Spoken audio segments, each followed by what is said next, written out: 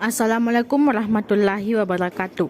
Kami akan membahas organisasi pada masa pendudukan Jepang.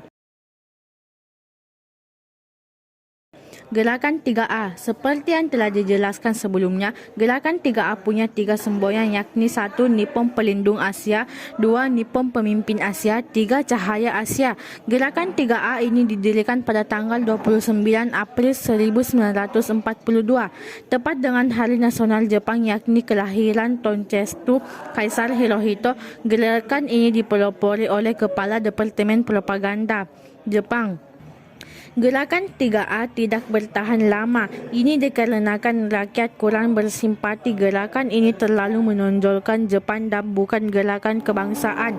Bagi golongan intelektual yang bergerak dalam politik 3A, gerakan ini juga dapat kurang menarik karena tidak ada manfaat dalam perjuangan mencapai cita-cita kemerdekaan. Maka pada akhir 1942, gerakan 3A dibubarkan. Putra.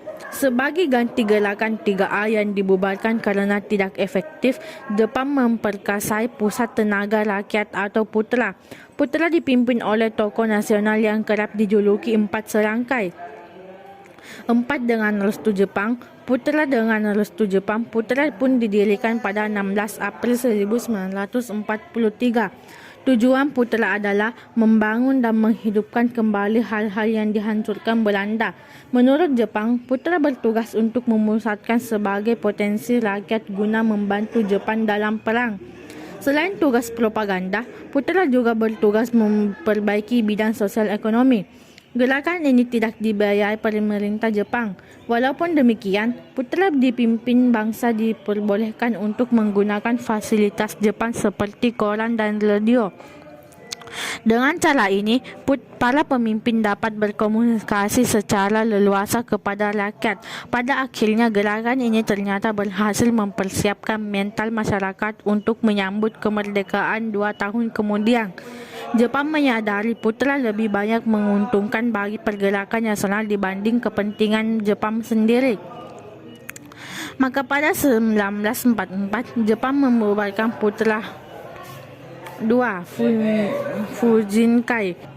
Fujinkai awalnya sebagian wanita dari Putra. Setelah Putra dibubarkan, Jepang mempertahankan bagian wanitanya.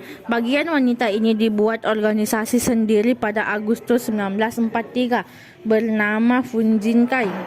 Selain beranggotakan para ibu, Fujinkai juga punya bagian pemudi yang bernama Joshi Saimentai. Anggotanya para gadis yang berusia di atas 15 tahun.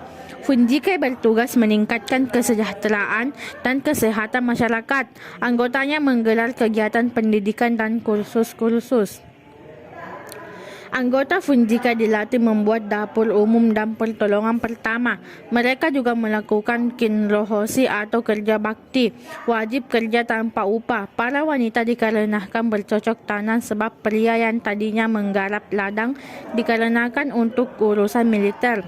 MII atau Majelis Islam A'la Indonesia, sebuah organisasi Islam MII yang cukup berpengaruh pada masa pemerintah kolonial Belanda, mulai dihidupkan kembali oleh pemerintah pendudukan Jepang pada tanggal 4 September 1942. MII diizinkan aktif kembali. Dengan demikian, MII diharapkan segera dapat digerakkan sehingga umat Islam di Indonesia dapat dimobilisasi untuk keperluan perang.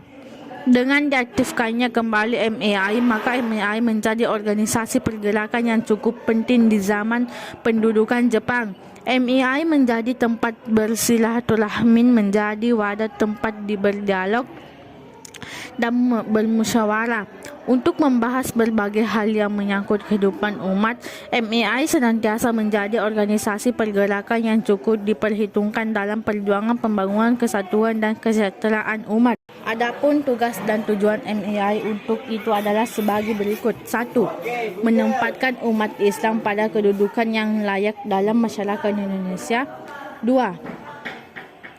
Ikut membantu Jepang dalam Perang Asia Timur Raya. Secara khusus, program-program itu akan diwujudkan melalui rencana sebagai berikut. A. Pembangunan Masjid Agung di Jakarta. B. Mendirikan universitas. Dan C. Membentuk Baitul Mal. Dari ketiga program ini yang mendapatkan lampu hijau dari Jepang hanya program ketiga, yaitu MEAI. 4. Jawa Hokokai. Tahun 1944, situasi Perang Asia Timur Raya dimulai berbaik. Tentara sekutu dapat mengalahkan tentara Jepang di berbagai tempat. Hal ini menyebabkan kedudukan Jepang di Indonesia semakin mengkhawatirkan. Oleh kerana itu, Panglima Tentara ke-16 Jenderal Kumikaichi Harada membentuk organisasi baru yang diberi nama Hokokai atau Himpunan Kebaktian Jawa. Untuk menghadapi situasi perang tersebut, Jepang membutuhkan persatuan dan semangat segenap rakyat baik lahir maupun batin. Rakyat diharapkan memberikan dharma baktinya terhadap pemerintah demi kemenangan perang. Kebaktian yang dimaksud ini memuat 3 hal, yaitu 1. Mengorbankan diri, memperbental persatuan dan melaksanakan suatu tindakan dengan bukti